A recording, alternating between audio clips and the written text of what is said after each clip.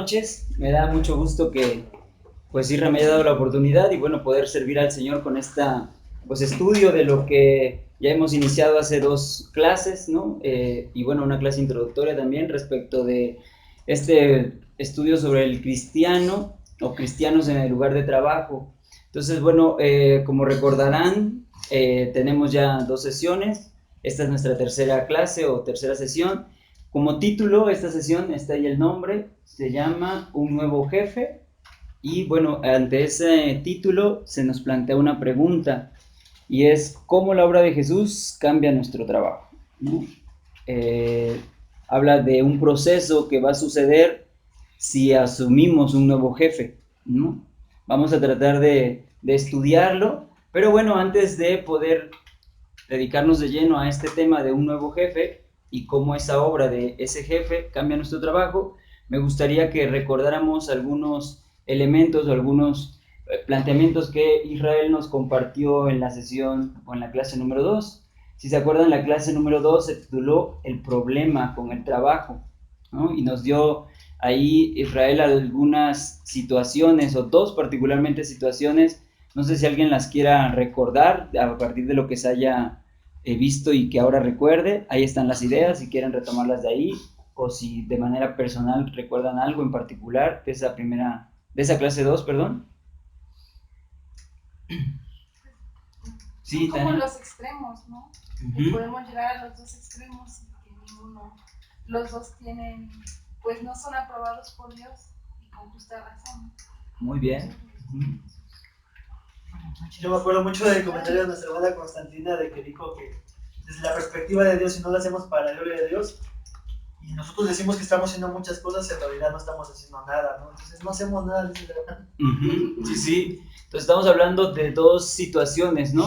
Que pueden provocarse en el trabajo. Una es la inactividad y otra es hacer del trabajo un ídolo, ¿no? Vimos que finalmente la inactividad no es eso, como bien lo decía ahorita Israel, que la maestra, la hermanita Consti nos decía, que no tiene que ver con qué tanto haces en el trabajo, ¿no? Sino el propósito con el que lo haces no está claro, no está bien enfocado y por tanto, pues, eso que llamas productividad, pues parece que es nada, ¿no? O realmente es nada. Entonces, también otra situación con la inactividad puede llegar a ser que el trabajo no se visualiza como un escenario para la gloria de Dios, ¿no? Normalmente uno dice, voy al trabajo, a cumplir con mi trabajo, ¿no? Y por eso me pagan, entonces voy allá y trato de hacer bien lo que hago, pero no lo visualizas como un escenario para la gloria de Dios y sobre todo que sea un escenario para tu crecimiento y un discipulado ahí mismo, ¿no? A veces nos da hasta miedo hablar en el trabajo de Dios, ¿no? De Jesús, porque no, yo vine aquí a trabajar, a cumplir mis horas, a hacer lo que me pide el jefe que haga, ¿no?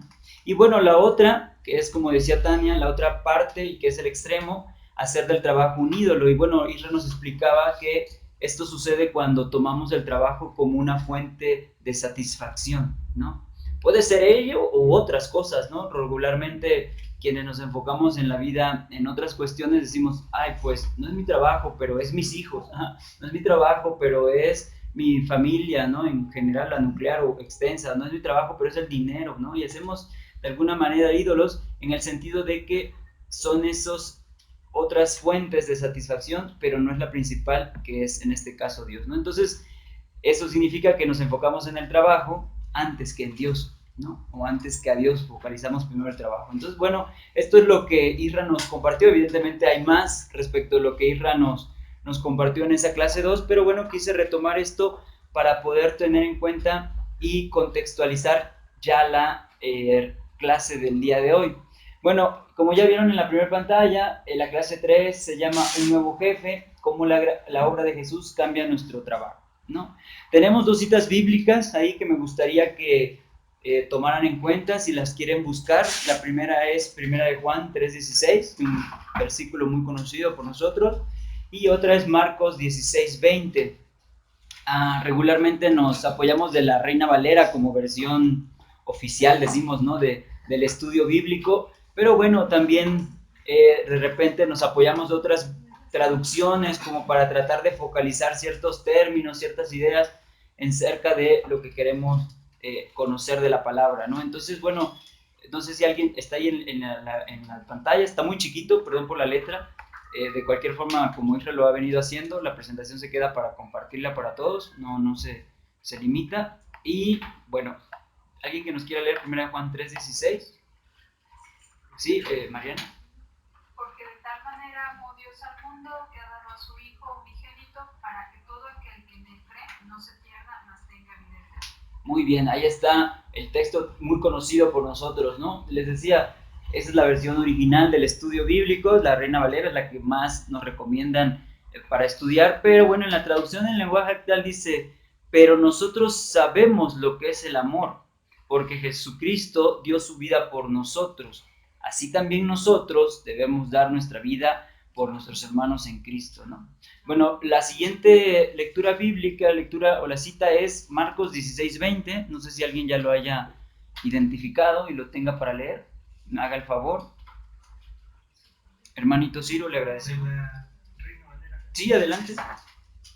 Dice, y ellos saliendo predicaron en todas partes, ayudándoles el Señor y confirmando la palabra con las señales que las seguían. Muy bien, ahí está. Aquí dice el texto, y los discípulos. Él dijo en la Reina Valera, ellos, los discípulos, ¿no? Y los discípulos, por su parte, salieron a anunciar, y quisiera que subrayaran, yo ya no lo subrayé, pero quisiera que subrayaran, por todas partes. Es una indicación, o es un llamado ahí en ese Marcos 16:20 que dice, y los discípulos, por su parte, salieron a anunciar por todas partes, se repite parte, ¿no? Por su parte salieron a todas partes, ¿no? Las buenas noticias del reino. ¿Qué significa esto? Que Dios sería quien daría su vida por ellos en esa cruz, ¿no? En ese tiempo todavía el Señor Jesús los acompañaba y los ayudaba, ¿no? Dice hasta el 20, que con señales y prodigios, ¿no? Esa parte de Jesús los acompañaba y con esos señales y prodigios, milagros, Él hacía ver que ellos estaban verdaderamente enseñando lo bueno, lo verdadero, ¿no? Entonces, Marcos 16:20, ya lo hemos leído. Entonces, bueno, cuando oímos que esta clase 3 se llama Un Nuevo Jefe y cómo esa obra de Jesús cambia nuestro trabajo, pues me parecieron estos textos interesantes, evidentemente porque yo ya tengo el contexto de toda la clase, ¿no? A lo mejor en este momento no haya mucha relación con lo que estaremos abordando, con lo que te imaginas que va a tratar la clase, pero vamos a ir tratando de orientar estos versículos porque vamos a irlos reconociendo, ¿de acuerdo? Entonces, bueno, antes de entrar también a la clase, me gustaría invitarles a hacer una actividad. Como saben, mi formación es pedagógica y ya como pedagogo uno siempre busca ahí como de qué manera movilizar los saberes de los que están recibiendo, ¿no? Entonces, en este caso, me gustaría pedirles una pequeña actividad. La vamos a ir avanzando conforme va avanzando la clase. Yo creo que cuando uno estudia la Biblia, cuando uno estudia en general, uno tiene que fijar su atención en eso que está estudiando, ¿no? Y regularmente cuando fijamos la atención en eso que estamos estudiando, pues lo que nos hace ir siguiendo la lectura es identificar ciertos términos, ciertas palabras que se van como repitiendo, que van apareciendo por allí, ¿no? O que de repente el autor o la persona que te está explicando algo te está haciendo como hacer notar que son relevantes, ¿no? Entonces, el ejercicio consta de un análisis de términos clave. ¿Qué me refiero con esto? Que les voy a dar 1, 2, 3 palabras según vayamos avanzando y ustedes en sus libretas, en sus hojitas, si traen, yo debí traer la hojita ya lista para ustedes, pero bueno, me disculpo, vengo corriendo del trabajo, por cierto, y no pude imprimirlas para cada uno de ustedes, pero obviamente está el material para después compartirlo. Y viene la palabra y ustedes van a dar un significado, una idea que rápidamente tengan sobre esta palabra, ¿sale? O 2 palabras o 3 palabras que yo les vaya diciendo, ¿sale? Son muy sencillas. Si pueden decirme el significado, está muy bien. Si no encuentran el significado así a bote pronto o de manera inmediata, un ejemplo puede ser un ejemplo, ¿de acuerdo? Regularmente no asociamos el significado, pero un ejemplo nos podría ayudar, ¿de acuerdo? Entonces, la primera palabra es trabajo. ¿Qué idea tenemos de qué es un trabajo? Dijeran por ahí, cuando lo tengan, digan bingo. Levanten la mano. Trabajo. Una idea. Uh-huh. Bueno, la verdad es que quise como hacerlo como muy simple. Uh-huh. Y la verdad es como algo que tienes como una obligación, una actividad uh-huh. a realizar específica. Uh-huh.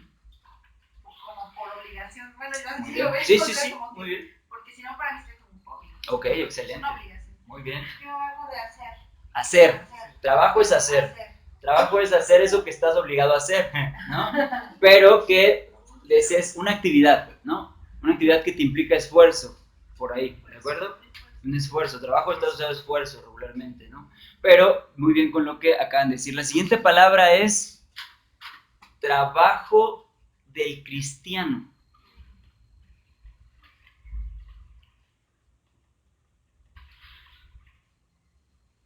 Piénsenla. ¿Qué es el trabajo del cristiano?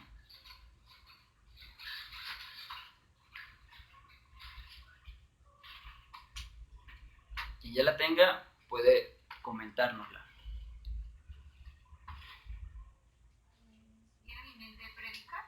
¿Perdón? Predicar. El trabajo del cristiano es la actividad de ir a predicar. ¿Se acuerdan del versículo inicial, no? Y los discípulos, por su parte, trabajaron, ¿no? Salieron. ¿Por qué partes? Por todas partes. O sea que el trabajo del cristiano, el trabajo de los discípulos, es salir a anunciar por todas partes las buenas noticias del reino, efectivamente. El trabajo del cristiano es ese. Pero mi pregunta es, ¿por qué hay una diferencia entre el trabajo a secas y el trabajo del cristiano? ¿Por qué creen que se da esto? ¿Por qué separamos? Mi trabajo es esa actividad que tengo que hacer por obligación y que a veces me pagan, aunque no es lo que yo quiero, pero me pagan. Y eso que hago allá, ¿no? Y cuando digo trabajo del cristiano, ya lo ubicas rápidamente como, es que esa es otra cosa. Eso es ir allá afuera y salir a predicar. ¿Sí me estoy dando a entender en esto? ¿Diferenciación? Como de buena voluntad. Uh-huh. O sea, la diferencia, ¿no? Ir con amor. Ir con amor allá afuera. Uh-huh. Yo lo veo en diferente también. Uh-huh. Vamos a suponer un negocio, ¿no? Uh-huh. Hay dos empleados. Uh-huh.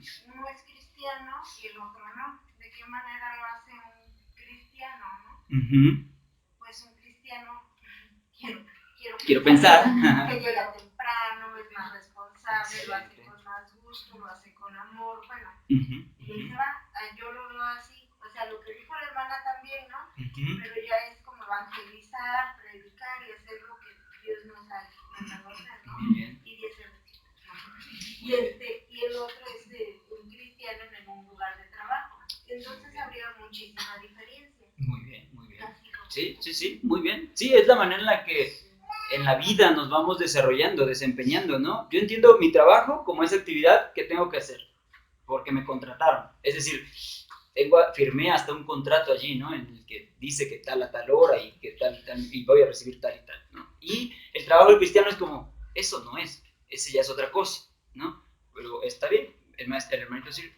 Sí, yo lo entiendo como que más allá del asunto de la remuneración, uh-huh, el trabajo del cristiano es darle gloria a Dios. Amén. En todo lo que muy bien. Donde esté, si es el trabajo en el que le pagan, si es la actividad para ordenar su casa, si es la actividad para limpiar el piso, lavar los trastes, no importa la actividad. Siempre y cuando, toda actividad, cualquiera que sea, hasta hablar que también es un trabajo, sea para glorificar a Dios. Muy bien. Entonces, trabajo es toda actividad para glorificar a Dios. El trabajo del cristiano es toda actividad para glorificar a Dios. ¿Me estoy explicando? No deberíamos de separar, me parece, entonces, ¿no? Digo, estoy asumiendo un prejuicio ahí respecto de la historia que yo ya tengo de respecto del estudio, pues me da las herramientas, pero yo también así hubiera contestado, ¿no? Yo separo primero mi trabajo, el diario, y luego el otro, ¿no? Y eso a veces me da una doble visión, perdón. Sí, es que, como decía, retomando lo que decía el hermano Ciro, que el cristiano tiene que esforzarse para que las personas vean a Cristo y no nosotros seamos los que buscamos, ¿no? Sino que sea Cristo glorificado en nuestras vidas. El cristiano, como decía la hermana Mariana la vez pasada que comentó acerca de que el cristiano implementa nuevas actividades porque tenemos nosotros la alianza del Espíritu Santo que nos da esa sabiduría para poder hacer más de lo que nos marca nuestro trabajo. Entonces, ese cristiano se ve transparente, ese cristiano se ve diferente, tiene nuevas fuerzas todos los días, está renovado. Entonces, el jefe o las personas lo ven y bueno, el jefe, cuando un buen jefe dice, bueno, pues pero eso también crea envidias, conflictos, celos. Ajá, te dicen, no, pues eres un... Sí, algo, muy bien. Ajá, porque tú estás dando más allá. Muy bien. O llegas más temprano y estás viendo qué puedes hacer. Claro. Sí, no por quedar bien, sino porque eso nos satisface hacerlo. Por darle la gloria a Dios, ¿no? Como decía, ¿no? Sí, ahí está. Entonces, estoy como tratando de poner en términos de contexto estos dos términos, ¿no? Trabajo del cristiano, y regresamos un poquito al texto, ¿no? Dice, así también nosotros, los que trabajamos para Cristo, debemos, y ojo con lo que debemos, obligado decían, ¿no? Por obligación hay que hacer. El trabajo es lo que por obligación hay que hacer. No es que si pudieras, que si se puede, es que debemos. Digo, es la traducción en lenguaje actual. Dar nuestra vida por nuestros hermanos en Cristo. ¿De acuerdo? O sea, si todo es para la gloria de Dios, es porque voy a ir a ese trabajo a dar mi vida por mis hermanos en Cristo. Y a lo mejor decíamos en la oración, ¿verdad? Por quienes no han recibido, y que seamos un recurso, una herramienta para que reciban. ¿De acuerdo? Entonces, bueno, estamos entendiendo que trabajo y trabajo del cristiano pudieran, con lo que acabamos de analizar, tener lo que llamamos una distorsión, ¿no? Como que a veces lo vemos de una manera, a veces lo vemos de otra, y entonces tenemos una idea distorsionada, ahora aprovechando el contexto, de lo que es el trabajo. ¿Sí? Podría ser. Porque ya lo vimos, ¿no? Es que mi trabajo, pues ya, digo, estamos viéndolo, pero estamos explicando. Ahora, habría que analizar qué es una distorsión. Otro término que me gustaría que dieran ustedes un significado es distorsión. ¿Se acuerdan que ya les pedí trabajo y trabajo del cristiano? El siguiente término es distorsión. ¿Qué entienden? ¿Qué significado le darían ustedes a distorsión? ¿Alguien que nos los quiera decir? Decimos, es que estás distorsionando las cosas, es que esto ya se distorsionó, ¿no? ¿Qué es una distorsión? Que le damos un significado que no es, ¿no? Que estamos pensando, creyendo que eso que creemos es verdadero, así como lo vemos, pero desenfocarlo, ¿no? Sacarlo de donde es, ¿no? Distorsión es explicarlo de otra manera, ¿no? Entonces, una distorsión es como algo que, pues, no está bien, que no empalma con, ¿no? Y es como un exceso, ¿no? Es como una carencia, a lo mejor puede tener esos dos elementos. Ahora, ¿qué provoca una distorsión?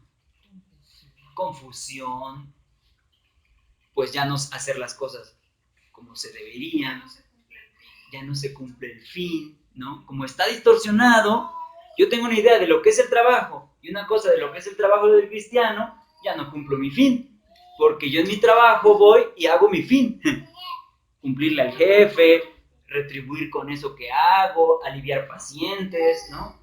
Dar asesorías, servir muy bien en la casa, tener mi mesa bien limpiecita, atender a los clientes. Ahora, no estoy diciendo que eso esté mal. Pero en automático, al distorsionar, al cambiar la finalidad, consciente o inconscientemente, en todo ese tránsito, pues yo creo que se crean muchos malestares y problemas. Muy bien. Que tarde o temprano van a salir a flote. Muy bien, muy bien, muy bien.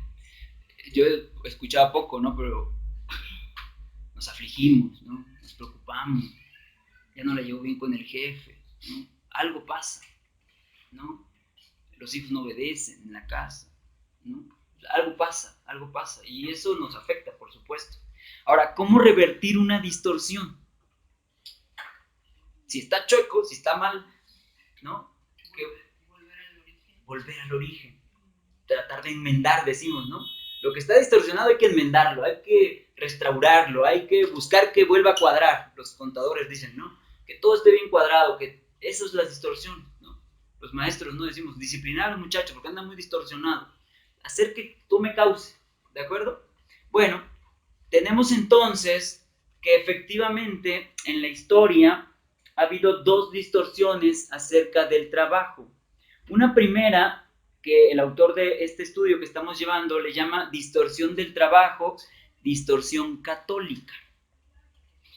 Entonces, pues si es algo torcido, siempre tenían que ser los católicos.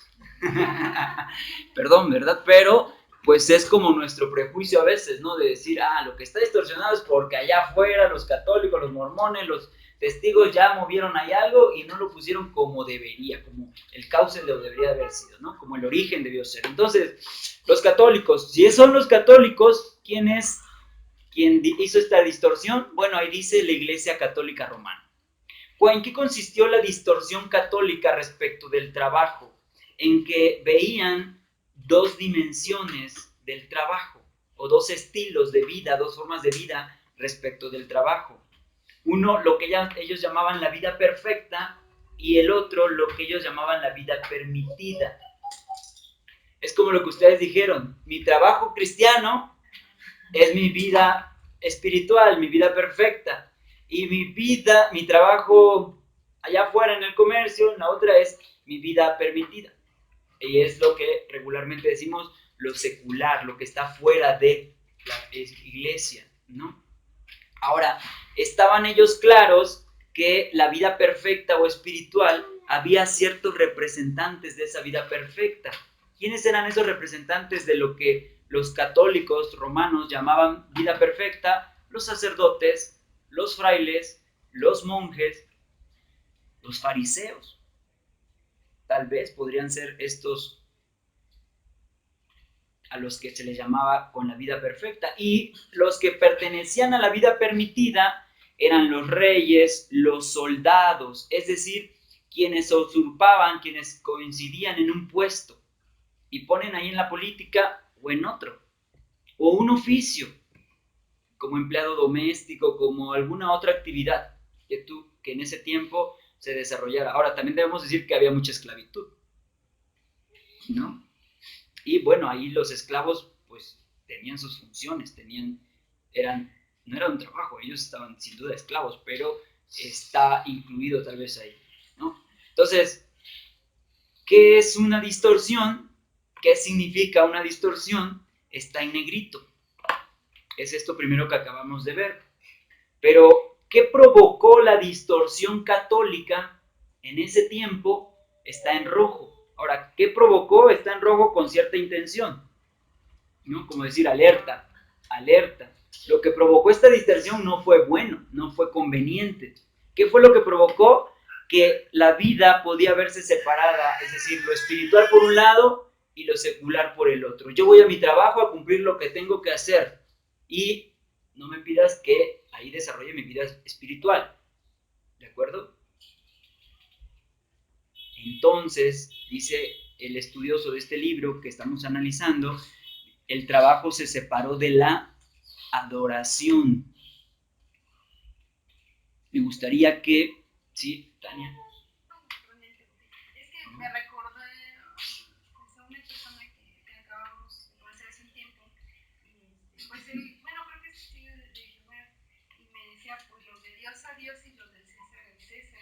Y ahorita eso como que me retumba, ¿no? Claro. Porque luego caemos en eso y yo, pues sí, ¿no? Negocios son negocios mientras no se hagan cosas que no. Claro. Lo de Dios es de Dios, ¿no? Pero no es cierto, nunca debemos separar eso. Eso nos pasó el domingo también.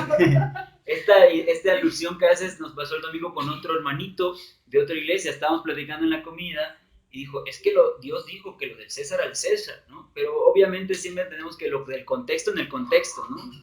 Cuando descontextualizamos algo, evidentemente parece que es una verdad, ¿no? Pero habrá que entender la situación que se estaba presentando. Y bueno, es una interpretación, claro, por supuesto. Pero entonces, el trabajo se separó de la adoración. Siguiente palabra. ¿Qué idea tienen de adoración? Ya pensaron hace rato cuando dijeron, el trabajo del cristiano es glorificar a Dios. Por ahí a lo mejor ya están como visualizando esta idea de adoración. Pero a lo mejor tienen otra idea de adoración. Si quieren anotarla y ahorita quien la tenga nos las dice a todos. ¿Qué significado le damos a adoración?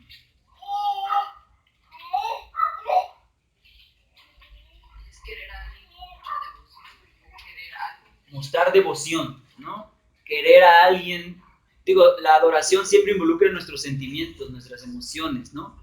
Y la adoración pues regularmente es como ese estado de, ¿no? Psicológico, biológico, de querer buscar permanecer en esa devoción, ¿no? Entonces, el trabajo se separó de la adoración, dicen que provocó la distorsión de ver el trabajo desde la distorsión católica. Ahora, ¿cómo revertir esta situación? Está en verde. ¿Cómo revertir esta distorsión? Bueno, el autor, entiendo que si hubiera tenido la oportunidad en ese momento de hablarle a los frailes, a los sacerdotes, a los monjes de esa época, él hubiera dicho, a fariseos también tal vez, ¿no? Acuérdense que el trabajo se los asignó, ¿quién? Dios. Es decir, no estás ahí porque eres un buen sacerdote, una buena persona, es porque Dios te puso ahí. No estás ahí porque eres rey, no estás ahí como rey porque eres una persona sabia, eres rey porque Dios te asignó, ¿de acuerdo? Ya sea secular o espiritual, el trabajo Dios te lo asignó. ¿De qué otra manera podemos revertir esta idea de la distorsión católica considerando que todo lo que hacemos tiene un significado espiritual? Tu trabajo en el comercio no tiene significado espiritual. Tu trabajo en la seguridad pública no tiene un significado espiritual. Tu trabajo en la casa no tiene un significado espiritual. Tu trabajo como maestro no tiene un significado espiritual. Recuérdalo. En la clase Isra decía, arrepiéntete, ¿te acuerdas? Cuando llegas a la idolatría o cuando llegas a la inactividad, arrepiéntete, ve a Dios y arrepiéntete. Bueno, a lo mejor esto es lo que el autor también quiere decir en esta clase. Otra manera de revertir esta distorsión católica era, o debió ser, complaciendo a Dios en el trabajo. Ahora, no, es que yo en el trabajo no puedo complacer a Dios. ¿Cómo hago eso? Si allá me piden que cumpla con mi trabajo. Ahora, complacer a Dios en el trabajo es ser un buen trabajador, llegar a tiempo, ser bueno con el jefe, ver qué hace falta, ser proactivo. Eso también puede ser complacer a Dios en el trabajo, porque vamos a ver más adelante que a Dios le gusta que las cosas se hagan bien. Eso que haces, que lo hagas bien, ¿no? No está negado eso con el trabajo. Bueno, la segunda distorsión, me voy a apurar porque yo siempre voy muy despacito y ya cuando se viene la night le apuro, ya llevamos media hora y tenemos que avanzar. La siguiente distorsión, es la distorsión protestante. Ay, papá, nos tenía que tocar. Tú dices, no, nosotros los reformados somos, vaya, legalistas, bien hechecitos. No, ojo, si caemos en legalismo, estamos ahí haciéndolo mal. Estamos torcidos. Entonces llegó el momento en el que el movimiento de reforma, no estoy diciendo que las primeras generaciones del movimiento de reforma, pero sí las segundas y las siguientes generaciones cayeron en una distorsión, y el autor le llama distorsión protestante. ¿De quién venía? Del movimiento de reforma. Ahora, no estoy diciendo ahí nombres para que no vayan a decir Lutero, ¿no? Clavó las cartas allá, pero aún así distorsionó. No estoy diciendo que ellos. Las segundas y siguientes generaciones. Ahora, ¿en qué cayeron estas siguientes generaciones? En que la celebración de la espiritualidad en el trabajo se desequilibró. tú ve y haz lo que tengas que hacer allá. Punto. Si eres soldado, cumple como soldado. No ores por la guerra.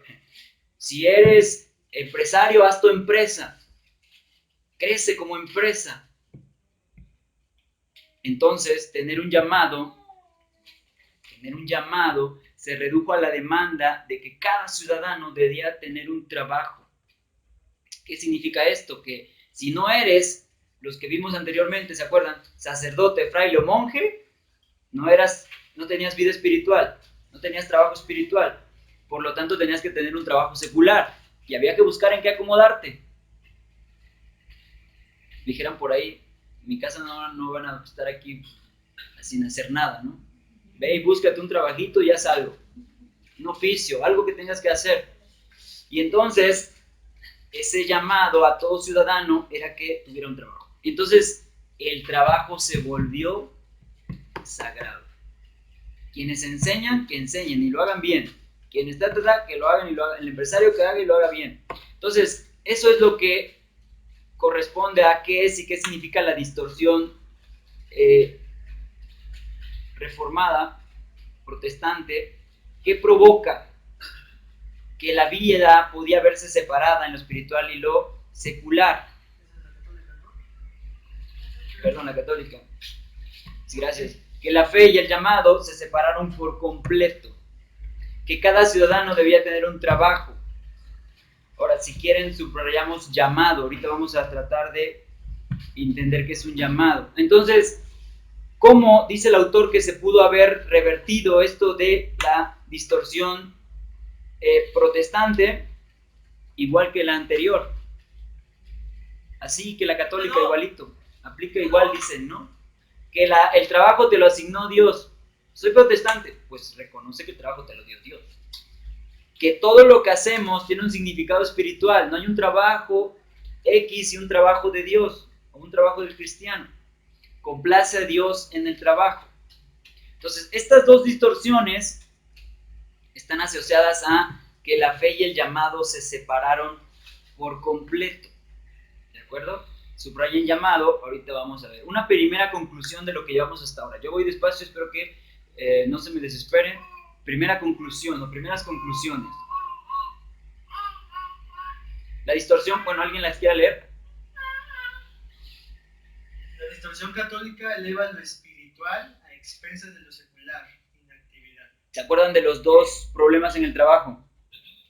Inactividad e idolatría. La distorsión católica, dice el autor, que estaba asumiendo la inactividad. Es decir, que asumía o elevaba lo espiritual a expensas de lo secular. Tú, sacerdote, allá, ¿no? Tú, clérigo, allá, haciendo monje, fraile, lo que estés haciendo. Pero los fariseos, ¿se acuerdan? Decían que hacían mucho, pero no hacían nada. En ese contexto se puede aplicar siervo inútil y clérigo. Podría ser, muy bien, sí. Hace solamente lo que tiene que hacer. Sí, bueno, en el caso de lo espiritual, ¿no? Sí, yo también lo llegué a pensar cuando lo estaba estudiando. Y la otra conclusión es que la distorsión protestante elevaba lo secular, es decir, el trabajo a expensas de lo espiritual. Qué extraño, ¿no? Que toda nuestra conversión y nuestra reforma nos llevara a eso, ¿no? Decir, pues debes de tener un trabajo. Pero así lo plantea el autor y lo asocia con la idolatría, ¿de acuerdo? Entonces, cuando uno enfoca, como ya lo vimos en la sesión, en la clase 2, el trabajo como principal fuente de satisfacción se vuelve una distorsión y eso hace que nuestro trabajo se vuelva un ídolo y eso es lo que constituyó la distorsión protestante. ¿Hasta aquí alguna duda? Vamos con la siguiente palabra que me gustaría que me dijeran su significado o un ejemplo. Llamado. Ya contestamos o ya notamos trabajo. Trabajo del cristiano. Distorsión. Ahora, ¿qué es un llamado? Ahorita son un teléfono y dices, me llaman. ¿No? Y sí, sin duda que te llaman. Que te requiere. ¿Sí? Si te llaman, es que, si hay un llamado, es que te están llamando. Muy bien, muy bien. Entonces, lo que sigue ahora es tratar de entender qué es y qué significa un llamado. ¿Qué podría provocar, que tendría que ir en rojo, ¿no? A ese es verde porque es positivo. Y cómo mantenerlo. ¿De acuerdo? Vamos rápidamente. ¿Qué es un llamado? Bueno, ya saben, los diccionarios ayudan mucho, ¿no? Es simple una transliteración de la traducción de latín para llamar. Ahora, cuando se habla de llamar o llamado, uno lo asocia a otros términos. ¿Cuál es ese otro término? Puede entenderse como una vocación. Regularmente cuando alguien tiene una vocación le decimos, tiene las aptitudes, tienes las actitudes, tienes los conocimientos, tienes las habilidades para hacer. Tiene el don. Tienes el don, decimos en general. Claro, muy bien. Entonces, el llamado es una vocación. Ahora, ¿qué significa tener un llamado en la vida del cristiano? Ir a trabajar por una parte de una manera y ir a trabajar como cristiano por otra. No. El llamado del cristiano es siempre ser cristiano. Es un elegido para ser algo. Es un elegido para hacer algo y siempre verse como un cristiano. Decimos por ahí, no, el cristianismo no es una vocación. No, sí, es una vocación. Ahora, ¿qué es ese llamado en el cristiano? ¿O cuál es esa vocación en el cristiano? Es lo que Dios nos ha llamado a hacer. Recordemos cómo inició pero nosotros sabemos lo que es el amor, porque Jesucristo dio su vida por nosotros. Así también nosotros, nuestro llamado es dar nuestra vida por nuestros hermanos en Cristo. Y los discípulos por su parte salieron. ¿Cuál es nuestro llamado? Anunciar. ¿Por qué partes?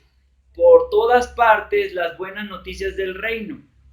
Ahora, tú podrías decir, es que Jesús ya no nos acompaña y ya no muestra sus milagros y prodigios. Sabemos y tenemos claro que Jesús resucitó, hizo una obra de redención y nos demuestra que está con nosotros. Ahora, si ya tú no lo crees, es otra cosa, pero sin duda que está con nosotros, ¿de acuerdo?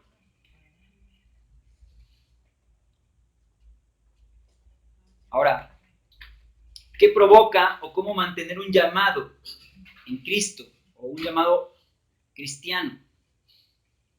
Una vida consagrada a Dios para crecer en lo espiritual y en lo secular. Primeramente lo espiritual, sin descuidar lo secular, sin descuidar esa actividad que haces allá afuera en la que te pagan, te esfuerzas, recibes una remuneración o a veces no la recibes y quisieras, pero no lo hay, ¿no? Las amas de casa dicen, estoy aquí todo el día trabajando, ¿no? Y no hay remuneración como tal, ¿no? Digo, uno llega y dice, ay, mi amor, qué bonito que tienes todo limpio y tal, ¿no? O que estás sucio, pero que hiciste tu trabajo, que es glorificar a Dios, ¿no? Entonces está claro que una vida consagrada a Dios es cumplir con ese llamado, con esa vocación. Ahora, otro llamado del cristiano es mantener el trabajo. ¿Cuál trabajo? El de la casa, el del taller, el de la oficina, el de la empresa, el de la que fuere, conectado a la adoración. ¿Alguien que me quiera decir qué significa para ustedes adoración? ¿Se acuerdan que era otra palabra que iban a decir? Decía la hermanita, adoración. ¿Qué? Permanecer en la devoción. Permanecer en la devoción. ¿A quién? Al único, que es Dios.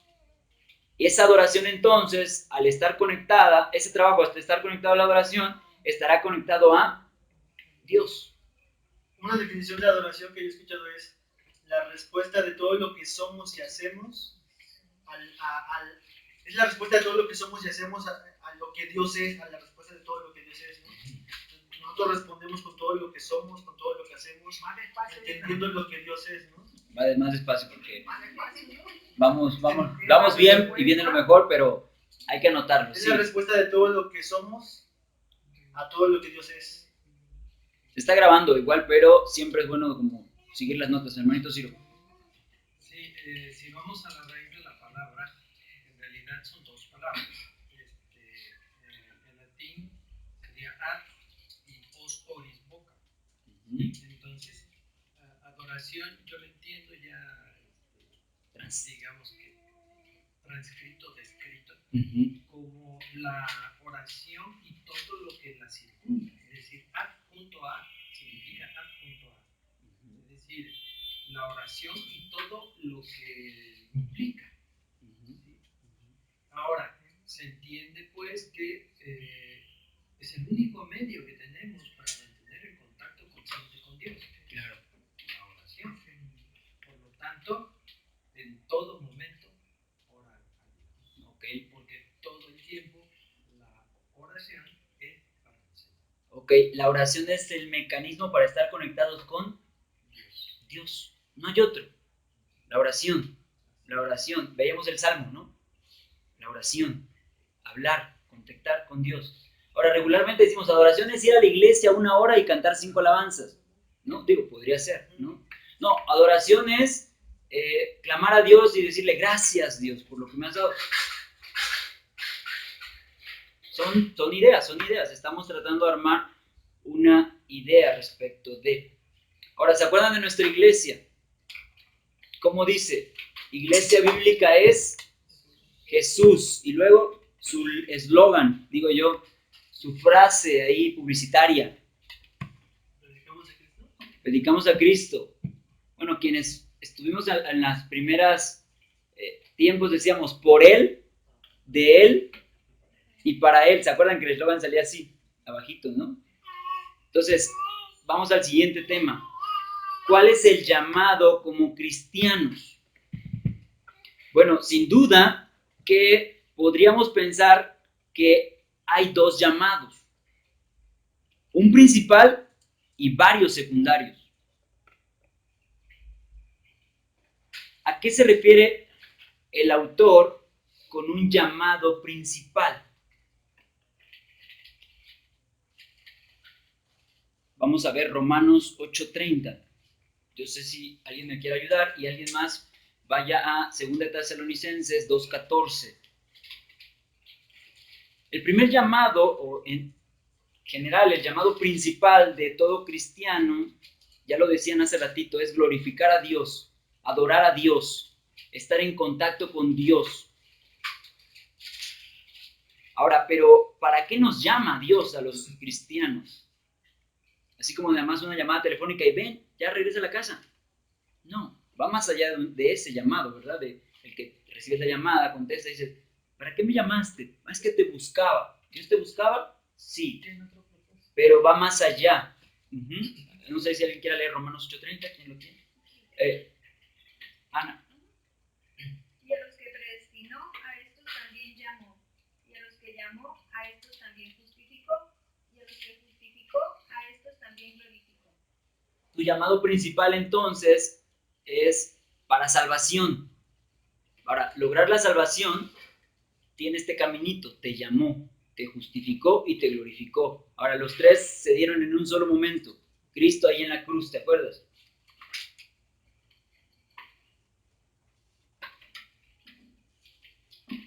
Nuestro llamado principal como seguidores de Cristo, ya lo decíamos y nos jactamos los de IBEC, de decir que por Cristo, pero por Él, de Él y para Él. Entonces, 2 Tesalonicenses, si lo quiere leer, 2:14. Estamos viendo por qué somos llamados por Cristo. Dice, a lo cual los llamó mediante nuestro evangelio para alcanzar la gloria de nuestro Señor Jesucristo. Por Cristo para su gloria. No para mi gloria, no para la gloria de quien le predicó. Por Cristo. Ahora, de Cristo, no sé si alguien quiere buscar Romanos 1:6 y para Él o para Cristo, Efesios 2:10. De Cristo, Romanos 1:6. Para Cristo, Efesios 2:10.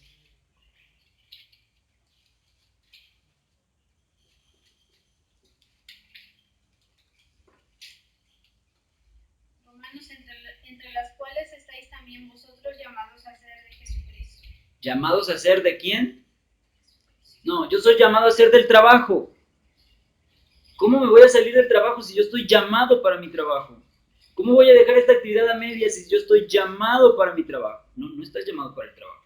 Estás llamado para ser de Cristo. Para Cristo, Efesios 2:10. ¿Alguien me lo quiere ayudar a leer? Porque somos hechura suya, creados en Cristo Jesús para buenas obras, Dios preparó de antemano para que estuviésemos en él. Creados por Cristo para buenas obras. ¿Para qué nos llamó, justificó y glorificó Cristo? Para buenas obras. Ahora, no es por obras para que nadie se gloríe, pero sí nos llamó para buenas obras. ¿Y se acuerdan de cómo empezamos el estudio? ¿Cuáles son esas obras? Debemos dar nuestra vida por nuestros hermanos en Cristo. ¿Cuáles son esas obras? Salir a anunciar por todas partes las buenas noticias del reino. Es que por eso no me pagan, ¿no? Pero esas son las buenas obras a las que Dios nos ha llamado, a la perfección de los santos, a la búsqueda de mayores almas. Decíamos en la oración de Ana, ¿verdad? Que aunque no estén predestinados, que seamos instrumento para que sean salvados, ¿no? Bueno, ¿cómo mantener este llamado? Principalmente aceptando a Cristo, aceptando a Dios, porque Él te llama para que acudas a Él. ¿Cuántas veces no hemos visto, verdad? El principio de el joven rico. Fue llamado para que fuera a Cristo, acudiera a Él. Pero Él dijo, no, Señor. Ahora, ¿para qué somos llamados o para qué queremos acudir a Él? Para ser salvos del pecado y para que podamos dar testimonios de su gloria. Y vemos Mateo 6:33, si alguien lo quiere leer rápidamente. Bueno, no rápidamente, sino que lo encuentre, el que más rápidamente lo encuentre. Mateo 6:33. ¿Cómo nos podemos mantener? ¿Cómo podemos mantener nuestro llamado en Cristo?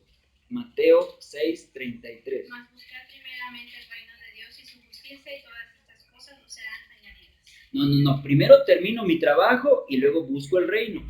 Primero cumplo mis 8 horas y luego busco el reino. Primero dejo la casa bien acomodadita. Primero, ¿sí? No. Dice Ania, no.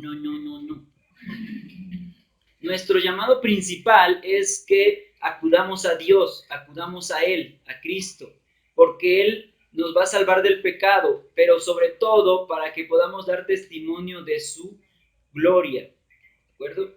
Siempre gloria. Entonces, fuimos llamados para ser salvos, salvación.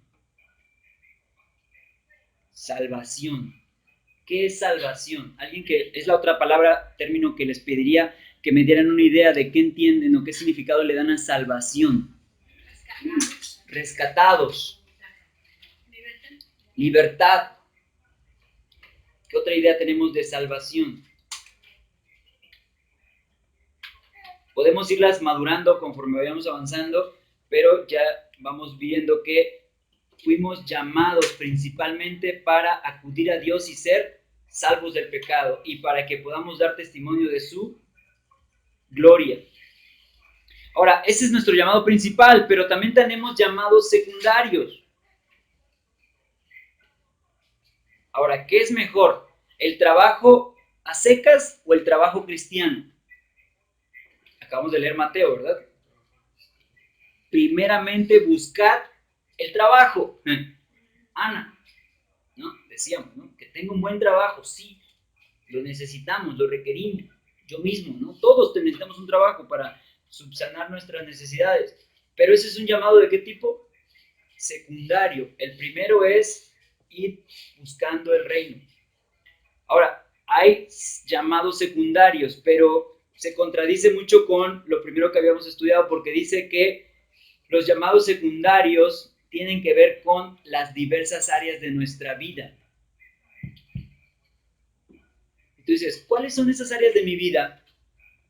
Yo soy persona, yo tengo familia, yo tengo trabajo, yo soy ama de casa,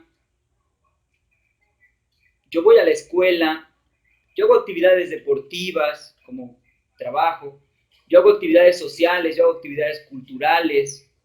Son tus áreas de tu vida. A veces uno las divide en lo biológico, lo psicológico, lo social, lo espiritual. Son áreas de nuestra vida.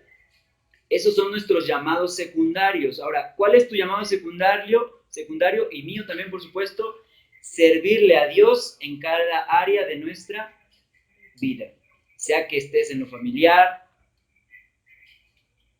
decía el autor, ser cristiano en la familia, ser cristiano con los amigos. Es que a veces no se puede, los amigos te envuelven, ¿no? Te ganan. No se puede ser cristiano con los amigos. Yo puedo servirle a Dios en cada área de mi vida, pero con mis amigos no, ¿eh?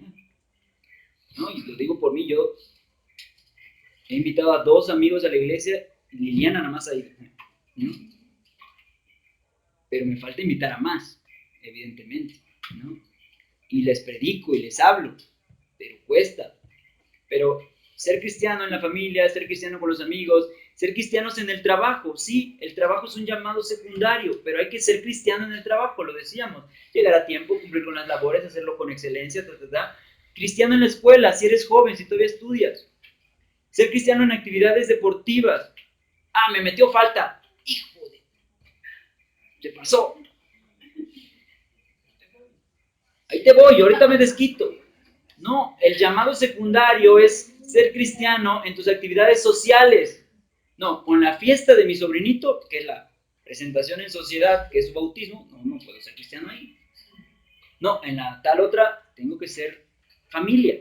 Ahora, no está mal, lo ha dicho el pastor, ve, pero predícales, háblales, aprovecha la oportunidad, ¿no? Regularmente las bodas cristianas dicen, es la oportunidad para hablarle a los no cristianos, ¿no? Los mortuorios, es la oportunidad para hablarle a los no cristianos. Siempre vemos eso como una oportunidad. Entonces, ser cristiano en todas las áreas de la vida. Tus llamados secundarios son, no sé cuáles, en muchas áreas, pero todos tienen que ver con que tú seas cristiano en ellos. Hermanita. Es que si tú practicas el cristianismo en todo lugar, eso te va a ayudar a mantenerte porque te compromete. O sea, la gente ve tu convicción y también la gente llega a respetarte y a aceptarte como tú eres, en lo que tú crees. Y al mantenerte firme, predicas que Dios es poderoso. Claro. Entonces, la gente no puede moverte de ahí porque tú estás firme en tus convicciones. Y eso es hermoso cuando la gente, en una colonia, la mayoría son católicos y todo, ¿no? Pero te mandan a llamar. Oye, tengo un problema, ven a orar por mí. Y, o sea, es que esta persona cuando ora, que no sé qué, no, espérate. Dios es el que lo hace, a través de Dios yo aprendí esto, y ahí uno va glorificando al Señor, pero uno tiene que mantener, porque si no eres cristiano y te conocen, solo te conocen en la casa. Claro. ¿No? No avanzamos, no cumplimos esas primeras 2 versículos que leíamos, ¿no? Efesios 2, 8 al 10, no sé si alguien lo quiera leer. Mis llamados secundarios. Pueden ser muchos, pueden ser varios. El trabajo es un llamado secundario. Ir a la escuela es un llamado secundario. Participar en actividades deportivas, en sociales, en culturales. Son llamados secundarios. ¿Pero qué dice Efesios 2, 8 al 10? Sí, Tania, perdón. Porque por gracia sois salvos por medio de la fe. Y esto no de vosotros, pues es don de Dios. No por obras para que nadie se gloríe. Porque somos hechura suya, creados en Cristo Jesús para buenas obras, las cuales Dios preparó de antemano para que anduviésemos en ellas. Somos hechura suya, las preparó de antemano para que anduviésemos en ellas. No, en el deporte no se puede andar. No, en lo social no se puede andar. Habrá que analizarlo. Entonces, nos llama cómo mantener nuestro llamados secundarios.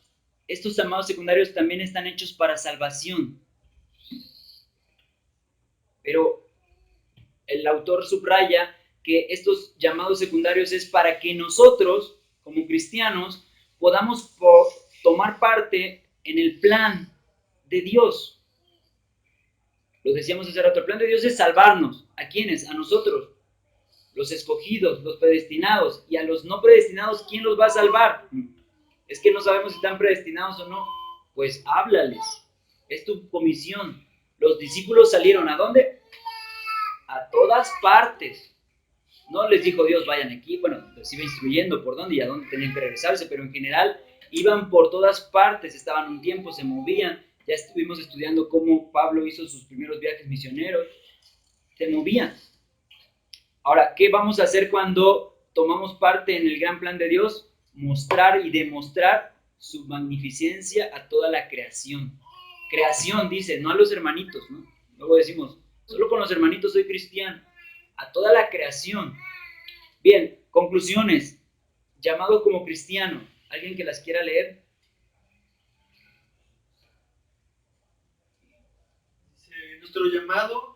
Nuestros llamados secundarios existen para apoyar nuestro llamado principal. La distorsión católica, la inactividad, llega cuando olvidamos el hecho de que nuestros llamados secundarios pueden apoyar nuestro llamado principal. Y la distorsión protestante, la idolatría, llega cuando nuestros llamados secundarios se vuelven fines en sí mismos. Muy bien. El autor que leímos, estamos leyendo, dice que, bueno, cita Colosenses 3, 22 al 24, si quieren ir ahí. Y todo lo que hagáis, hacedlo de corazón, sea secundario o sea primario.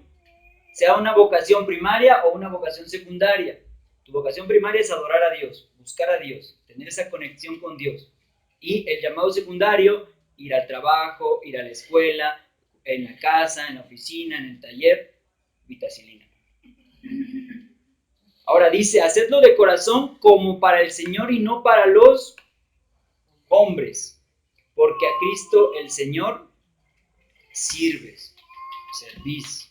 ¿De acuerdo? Entonces, cuando buscamos dar testimonio de la gloria de Dios, tenemos que tener una idea de lo que es dar testimonio de la gloria de Dios. Perdón que me tarde. No sé si Isra nos permita cortarle. Sí, si tú ves. Porque ya veo que se quieren... No, a Gloria nos deja el bus y luego, ¿qué hacemos? Entonces, porque si me apuro me faltan todavía muchas cosas. Pues, si quieres lo cortamos aquí. ¿Tienes alguna